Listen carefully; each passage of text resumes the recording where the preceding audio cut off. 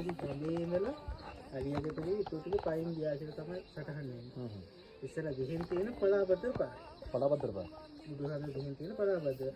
ඒක ඊට පස්සේ ඒක තමයි ඉදිත් කටුකානේ අපේ ඇඳුමක් වුණාම මහන්න තමයි ඔය මුදුකට පානේ නූල් අදින්නේ. ඒක තමයි නූල් අදින්නේ අපි. ඒ කියන්නේ ඉස්සර සිවුරක් නැවුවාම මහන්න. ඉස්සර සිවුරු නෑනේ. ඉස්සර මල ජවල් වල සුපිරදිය අරන් තමයි මහන්නේ. ඒක තමයි සිවුරක් ක්‍රමයේ ඒ කියන්නේ වෙලක් ක්‍රමයට තමයි සිවුරු මහන්නේ.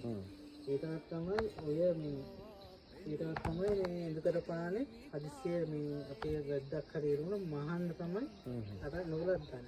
පළවෙනි වතාවට තමයි මේ පොඩි කෙනෙක් කරන්නේ. ඔන්නෝට තමයි මේ කෙරෙන්නේ.